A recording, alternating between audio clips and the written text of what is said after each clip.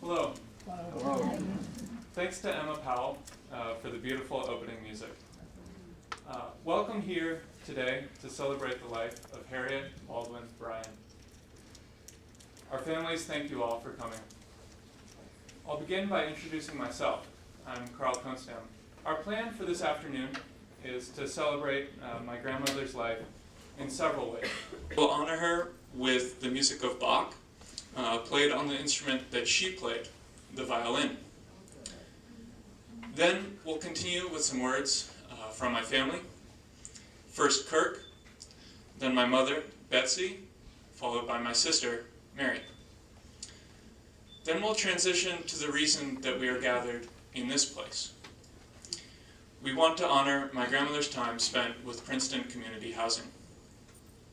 We'll hear from several people who knew her during her many years of work with this organization. For myself personally, I look forward to hearing these stories, to learn more about the professional life that I wasn't around for. Finally, we'll close with some more music and some final words.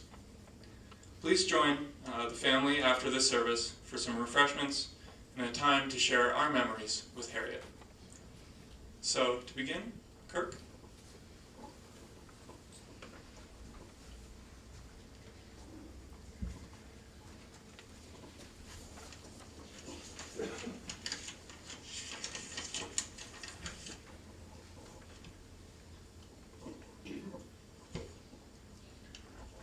Welcome to everyone.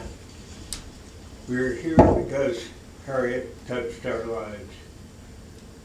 Someone wrote me that Harriet's life was one that was well lived.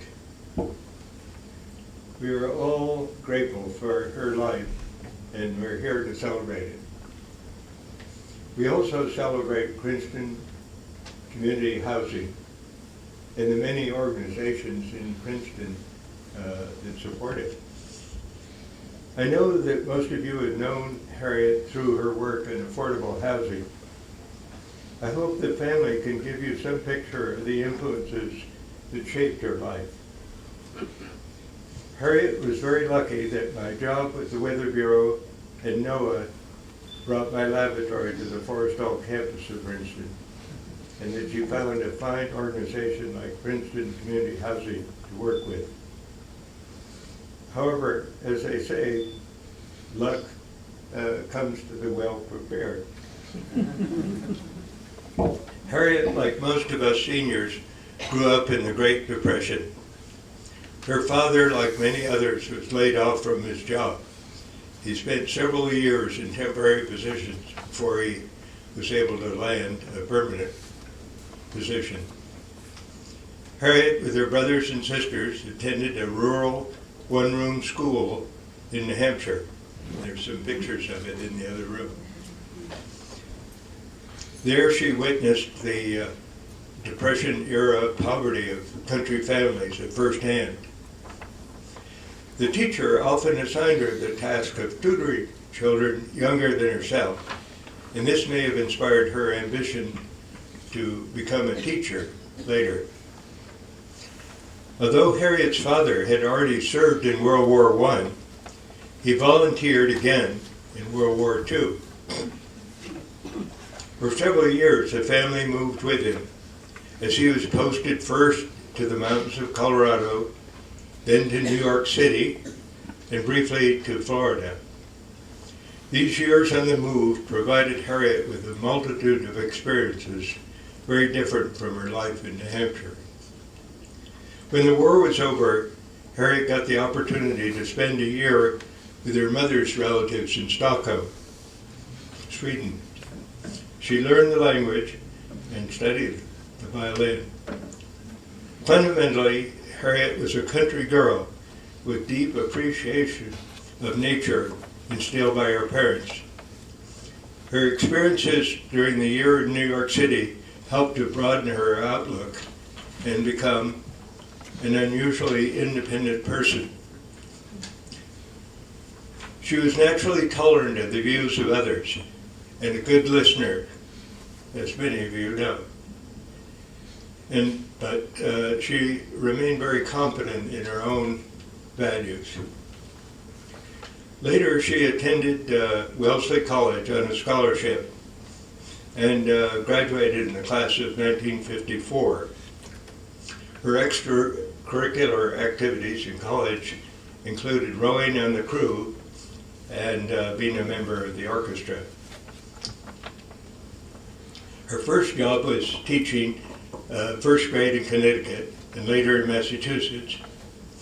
When we were married, we lived on our earnings as a school teacher in the GI Bill while I struggled to get a degree from MIT. Her next adventure was a postdoc year in Sweden, where Betsy was born. Harriet's relatives in Sweden and her knowledge of the language made the year a really great experience. Returning home from our European adventure with a new baby and no job, whoever was a little doggy. But Harriet's optimism carried us through. She was right. Everything would turn out just fine. After 2 years on Cape Cod at the Witzel Oceanographic Institution, we moved to Virginia, just outside of Washington.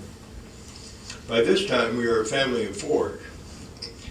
With 2 small children, Harriet had very little free time, but she joined the League of Women Voters in Virginia. She campaigned with a small group of other women for a referendum on affordable housing in Fairfax County, where we lived, which was won by a tiny margin. This experience planted a seed that was very important later. I'll stop here and let others tell about Harriet's life as we moved on from Virginia and came to Princeton.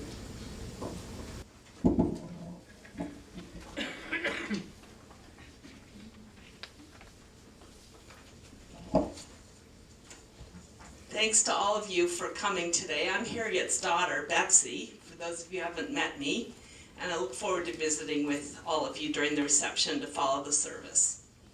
But first, a few words about my mother and the way my brother Sam and I knew her best as a parent. I think of her often in my work as a teacher in Montana.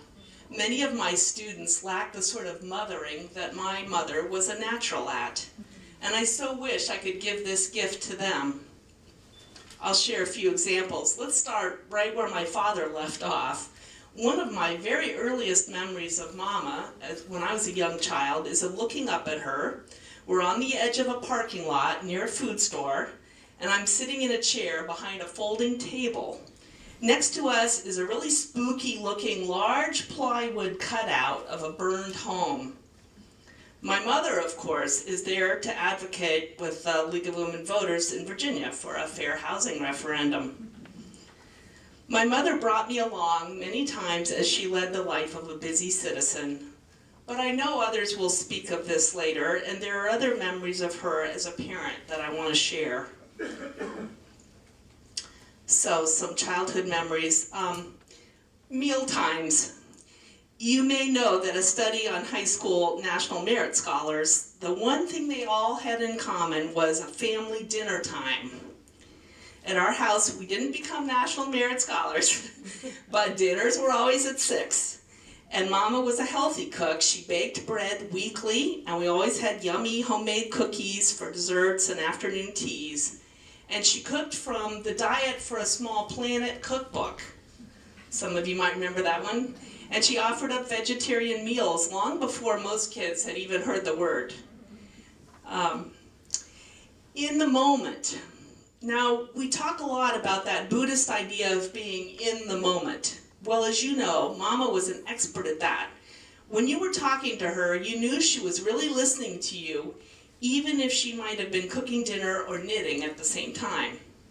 There was a stool in our kitchen, and Sam and I would often drag ourselves up the back stairs after leaving our bikes in the garage, and we'd perch on that stool while Mama was cooking. This was our one-on-one time to tell all about our day. She would listen well and offer questions and bits of advice, carefully considered. Nature. Mama helped to locate our 2 childhood homes near small creeks. One time when we lived in Virginia, Sam and I and some neighborhood friends built a hut next to the creek. It was wet, muddy work. We found a place where a bush created a sort of a natural hiding place within the bush, and we added more branches over the top for thicker walls and a roof. And then we started covering the whole thing with mud. We plastered away happily for what seemed like hours. Probably our voices could be heard from the house the entire time, but we felt like we were really far from home. Finally, at some point, along comes our mama, with camera, of course, to record our hut and our hard work. Then we all tramped home, but I don't remember a single angry word about how covered in mud we were. School. A few glimpses at the way Mama kept tabs on our learning. May Day in Virginia. Mama sewed long strips of cloth and she created a maypole from the tetherball pole on our school playground. She taught everyone how to weave the strips into a beautiful pattern. She turned a plain, boring school that day into a special place. And right here in Princeton, Little Brook Elementary, I was an outsider our first year in Princeton, but for some reason I was chosen as a 5th grade crossing guard. I was a particularly bossy one, lording it over all the other kids. Mama met with Mr. Barnes, my 5th grade math teacher, and I after school, and without making me feel like a terrible bully, she guided me toward a more balanced approach to my duties. And in high school, at Princeton High, I remember working on my math homework with a friend in the library, only to glance up and realize Mama was shelving books right over there on the other side of the bookcase. Caring. We never had to doubt our mother's love and interest in us. Sam and I were talking the other day about all the times she was just there for us. I'll tell about 2 of them. My first teaching job was in the tiny town of Daddle, New Mexico. Mama eagerly rode west with me in August in my VW Bug to help me get settled in there. While I was setting up my classroom, she turned to and tried to make that shack I had rented more livable. She was scrubbing something on the front steps when a child rode by on a bike. The kid said, "Are you the new teacher's maid?" My brother has taken up many things since college, and the first being car rally racing. Now, my parents weren't exactly race car enthusiasts. Yet, my mother and father showed up for numerous rallies all over the U.S. to stand around and watch my brother crawl under car engines and race them around at night over muddy roads. Once, in the middle of winter, they even drove the race van with the race car on a trailer behind it from Chicago to Montana. And so, there's just a few scenes from a wonderful childhood. My mother will be missed in all of our lives, but I know she lives on in the choices we make and the ways in which we interact with others around us. Thank you for the wonderful example of a life well lived, Mama.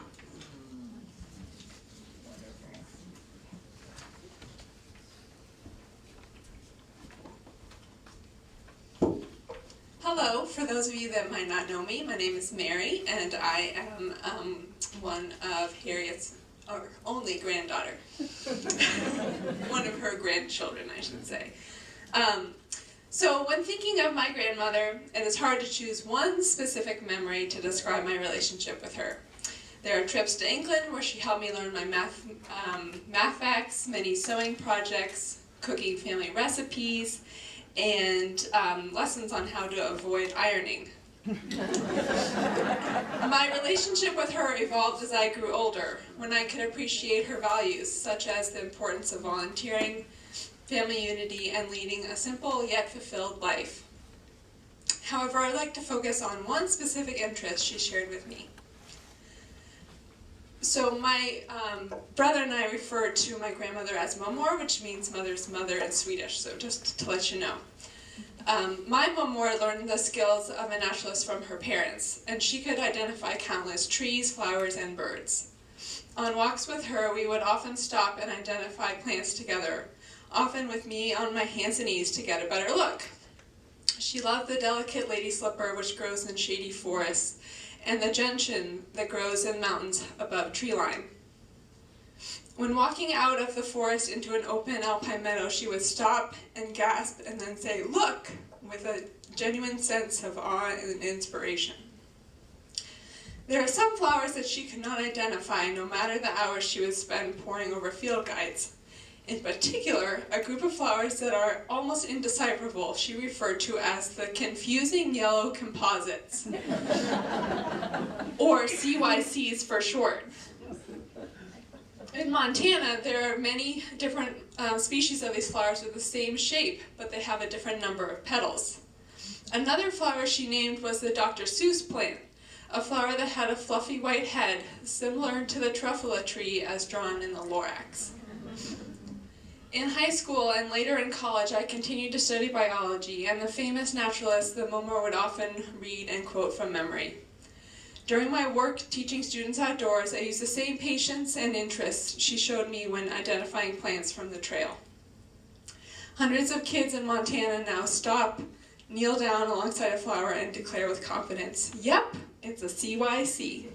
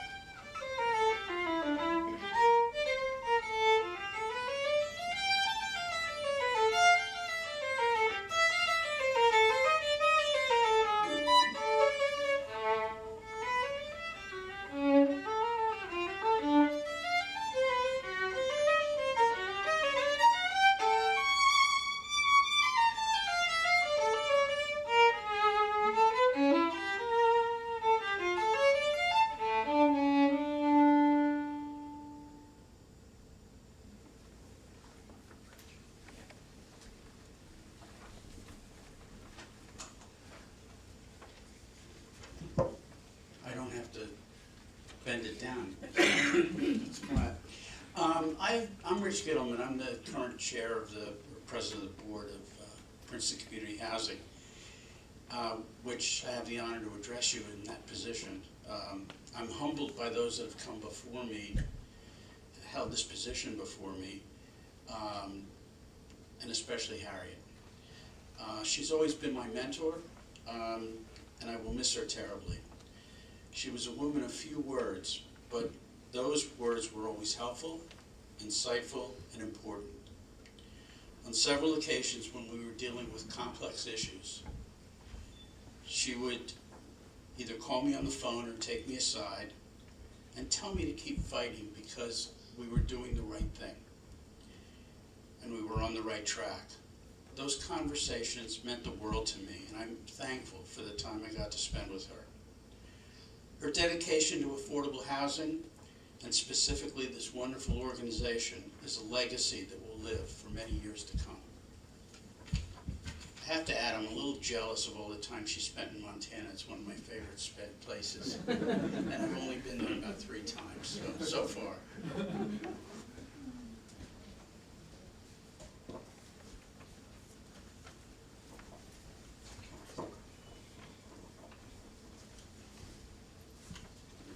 Welcome, everyone. Again, thank you, Betsy, for all your work, and thank you for the family of Harriet, extended family, for all of you for being here, and for all of our extended family of PCH friends for being here. It's a wonderful way to pay tribute to someone who meant so much to all of us. And Betsy, building on your words, I think it's wonderful to hear that Harriet was someone who was always thinking of others, was always teaching, was always listening. Those are the things that stick with us, I think, I can say with great confidence. There are a few things that Harriet and I share that some of you may not be aware of. I'll start with the big picture. As many of people have said before me, and people will say after me, Harriet was a very effective communicator using a few words. She could get her point across. She was always sincere, and it was always a benefit to hear her perspective. She would always impart her wisdom without making it seem like an imposition, and it was always in a friendly way. And for me, at the time when I came on 5 years ago, almost 5 years ago, it was a wonderful opportunity for me to learn a lot about PCH, but also the way to do things. And what I mean by that is, as we said before, Harriet was a good listener. Her legacy of being sincere and listening to other people, understanding their point of view, but always fighting for what she believed in.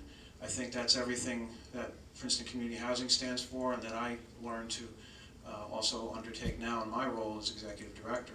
And I'm very fortunate that I had her tutelage, really, in that respect. Harriet and I would actually share a lunch. She would say, let's have a brown bag lunch. And she would literally come with a brown bag, with a sandwich or a container of food, and we would share a lunch. And we had some great conversations during that time, and I learned to find out that she and I had the same birthday, so we had some other things in common.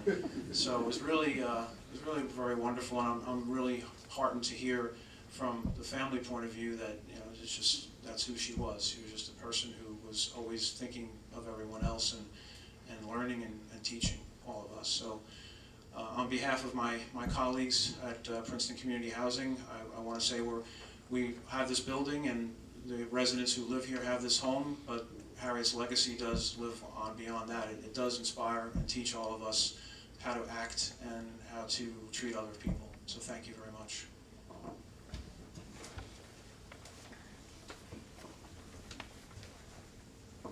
Sheila Berkelhammer will be the next speaker.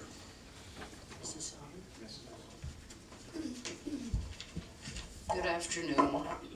In 1997, Princeton Community Housing, or as we call it PCH, learned that 7 acres of land directly behind Elm Court would become available for purchase. The property, which was to be subdivided from a house on Winfield Drive over there, was landlocked, no road access, and had been a Princeton Borough dump. Not a garbage dump, but a dump for construction waste, garden waste, old tree stumps, and other non-toxic discards. Obviously, nobody could do anything with such a property. But for PCH, it would be a great opportunity to add additional units of affordable senior housing attached to Elm Court. These apartments could shorten the long waiting lists that kept many of our community's seniors out of sorely needed homes. Harriet Bryan became the chairperson of the PCH committee that would make what we originally called Elm Court 2 happen. Back in the 80s, she had already made Elm Court a reality, serving as the unpaid project manager. Don't you wish you had seen her? Knee socks, jumper, Peter Pan collar, and a hard hat. Supervising the construction, meeting with contractors, electricians, plumbers, and so on. So PCH was off and running to make Elm Court 2 a reality, with Harriet at the helm. First, to negotiate the purchase with the landowner, then on to getting municipal approvals, plural. Yes, the property straddled the old borough township line, so there were 2 sets of boards to cajole and convince. And most difficult of all, fending off lawsuits from neighbors in every direction. To the east, the neighbors across the street on Elm Road worried about construction noise, traffic, dirt. To the north on Hunt and Winfield Drives, the neighbors, and this is true, worried about seeing lights at night. To the south, the neighbors on Rosedale Lane worried about drainage. Project attorney Mark Solomon sagely reminded them that they lived uphill of the project and should start worrying when water started running uphill. If one lawsuit got settled, another was sure to pop up. A feisty environmental group, which shall remain nameless, but its initials were the Sierra Club, filed suit to claim that PCH was despoiling a sacred, pristine Green Acres paradise. This was a former dump, remember? Well, it took 10 years and thousands of dollars spent for litigation from 1997 until 2007, when we were finally able to open this building. During those endlessly frustrating years, as each new challenge seemed to make the project impossible yet again, I, who had become Harriet's co-chair somewhere in the early years of the project, would meekly suggest that we give up. This is never going to happen. Donate the land to the community for a park. But Harriet, in that sweet, calm, reasonable manner we all remember, would say, "Now, Sheila, it's going to happen. You'll see, we can't give up." And she was right. It happened because Harriet made it happen.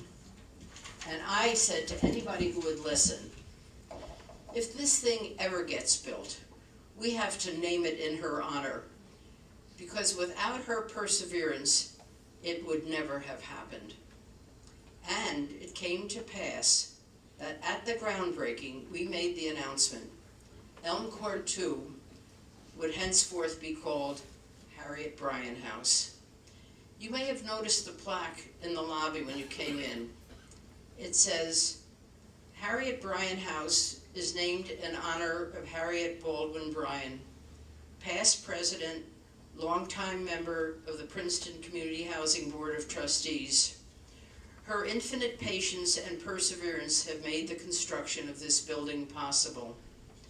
Harriet Bryan's steadfast dedication to the mission of Princeton Community Housing to provide, manage, and advocate for affordable housing never weakened through our 10-year struggle against innumerable obstacles. Her cheerful, incurable optimism buoyed us as we overcame seemingly endless roadblocks in our path. Harriet was also the guiding force that created Elm Court, which opened in 1985, serving as both president of the board and project manager. Because of her strong leadership, we were able to go forward to create these wonderful homes for our community's seniors. And the plaque is signed, with our eternal gratitude, the Board of Trustees, Princeton Community Housing, May 6, 2007. Our beloved Harriet may no longer be with us, but her name, her courage, and her hard work will live on and be remembered as long as this building stands.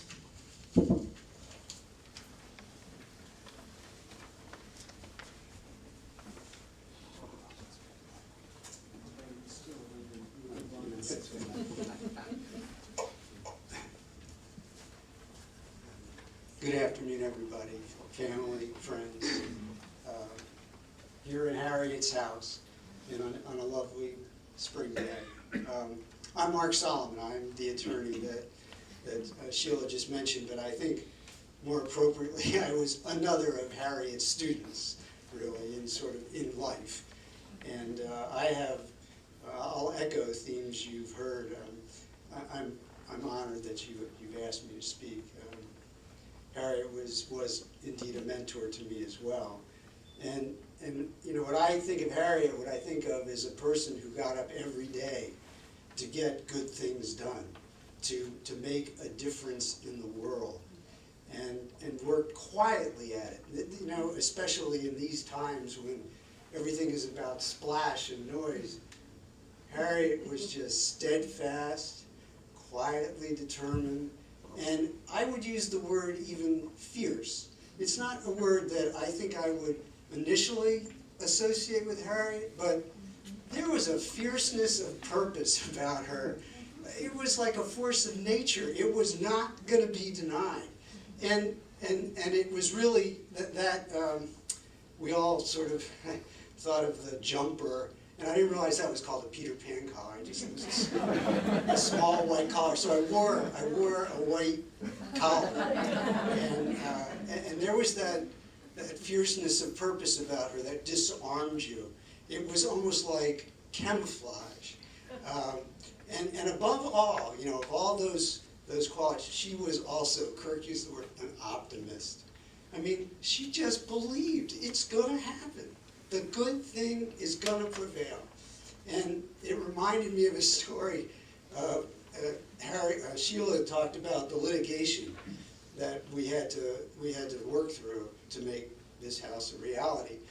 And so there was this outreach from one of the neighbors groups because here in Princeton you talk to each other. So we thought, oh, what a great opportunity. We'll optimistically we'll go over and we'll make them understand. So we go to their house right over here, and they have their lawyer, and they're all gunned up to tell us we're going to crush you. This is not going to happen in our backyards.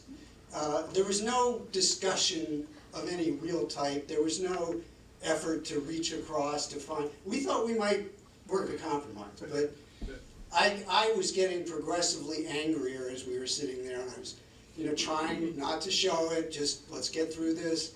We get out of the house, and I'm ready to explode. Mark, it'll all be fine. Don't worry, this will all work. And you know, you ignored, or you sort of, let me put it this way, you mischaracterized Harriet's appearance at your peril. And they did. And years later, I was with the attorney who represented that group. And that attorney said to me, you know, I represented those neighbors. I was sure we were going to defeat your project. And I said, you had no idea. And he said, and when we filed suit in court, we were sure you wouldn't take another step, you wouldn't spend another dime. And I said, you had no idea. And when Kirk called me and asked that I might make some remarks, I was immediately connected to a book that I don't know if maybe some of you know. It is called The Spiritual Athlete by Ray Berry. And it's not so much a religious book, but it is as its title says, a book about people from all decades, centuries, who have exercised their spiritual inner being for the benefit of their society. And these are names you know. You read the Dalai Lama, Nelson Mandela, and Gandhi, Black Elk from Native America. And that's what I thought of Harriet, as a true spiritual athlete, both intellectually, spiritually, physically. Her love of the outdoors, her her really unerring moral compass, that you just couldn't help feel that gravitational pull when you were within that circle. You know, it might take a little for Harriet to get comfortable with us celebrating her in this way, praising her in this way, because it was never about her. It was, she would cast the success on others. It was always others. It was never about Harriet. And you know, she's not gone, right? She's here. She's in this house. She's in our hearts. And I think of her, she's not gone. She's skiing in Montana. So, thank you very much.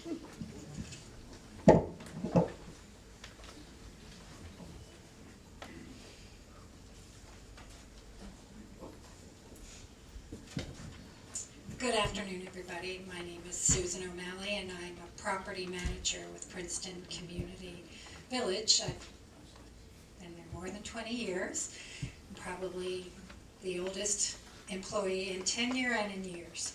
But I've been asked to read something to you on behalf of Marcy Crimmins, who was also with Princeton Community Housing for many years. She was unable to be here, so I'm going to read you Marcy's words. Harriet was a mentor, a partner, and most importantly, a dear friend. We worked together every day for nearly 6 years on Griggs Farm. Griggs Farm had always remained proof to Harriet and me that there could be a 50-50 mix and it could work. But I've asked Susan to read this for me for a specific reason. Years ago, it was Susan who reminded me of what a special PCH board member Harriet was. Susan remarked to me how it always meant so much to her and Mary, my coworker, that Harriet paid regular visits to the PCV office, and she did this at Elm Court as well, to see how the managers were doing, to see if they needed support from the board for anything, or go to ask if there was a resident family in special need. Harriet knew where the hard work was done, and she showed her incredible humanity by always caring for those who serve PCH and for those who PCH serves. Thank you, from Marcy Crimmins.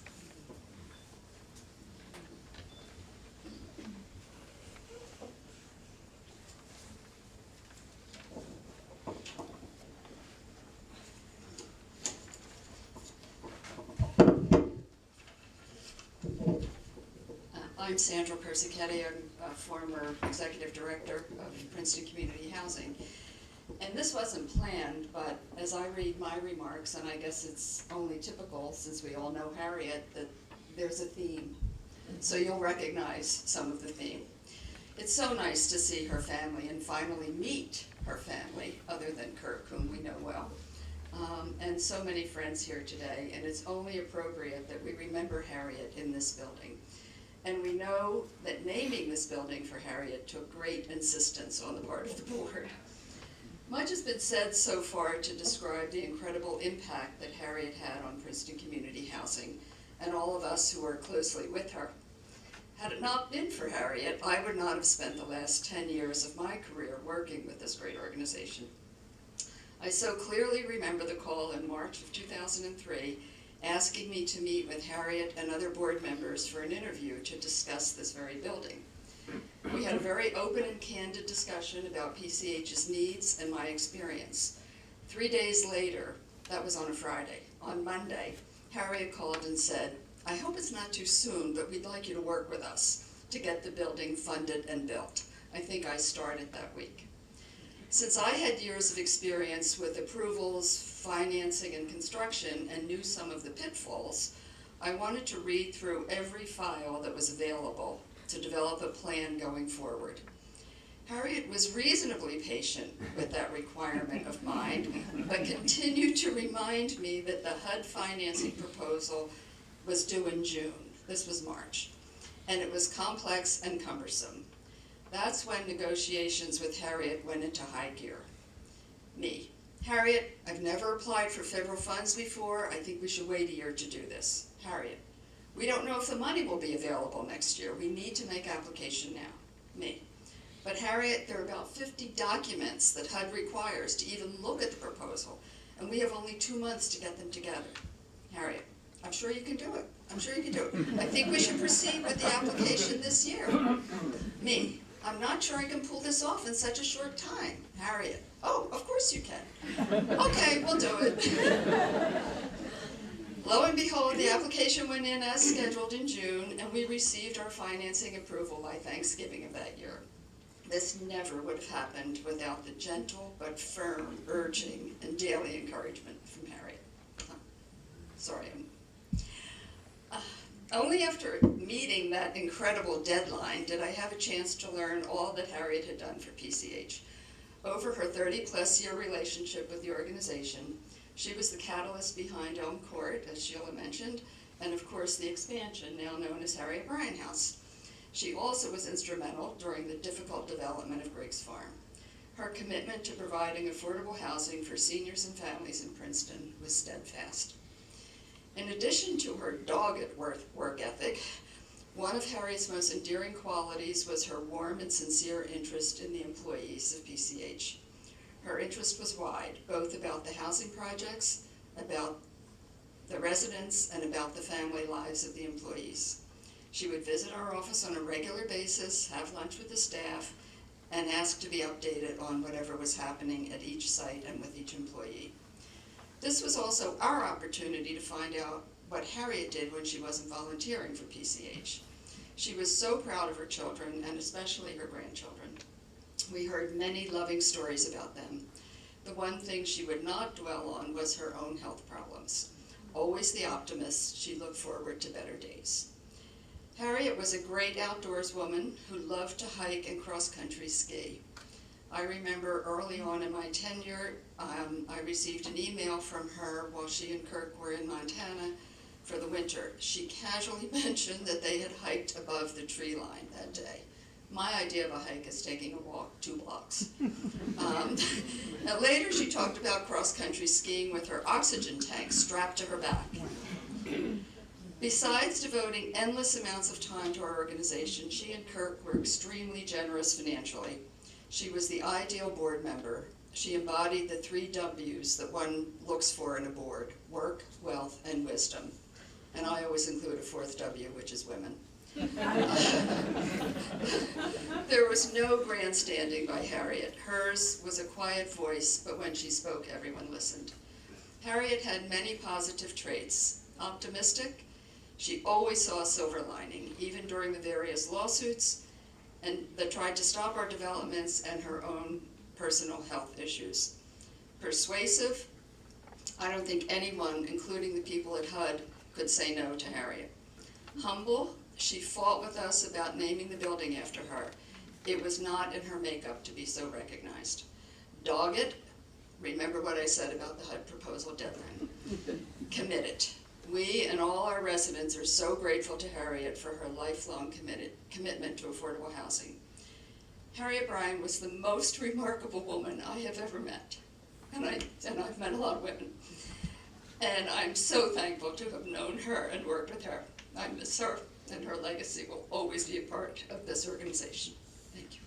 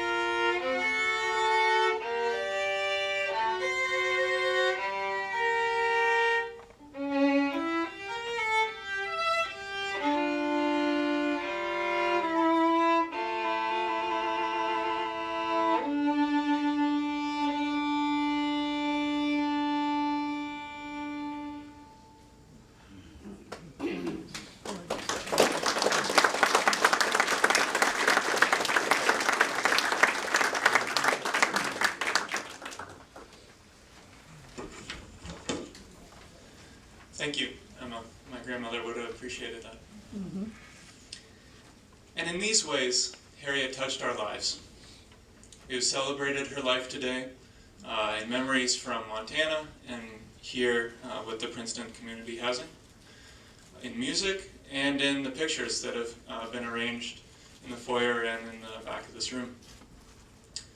Let's go forward, carrying with all of us the best that was my grandmother.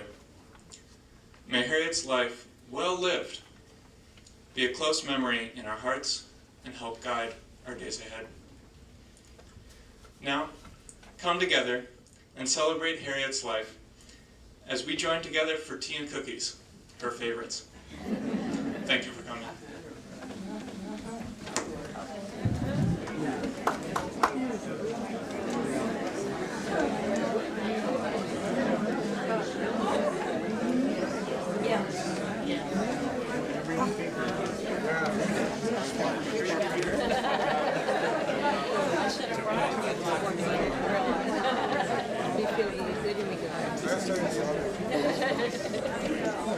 So when you're planning, you never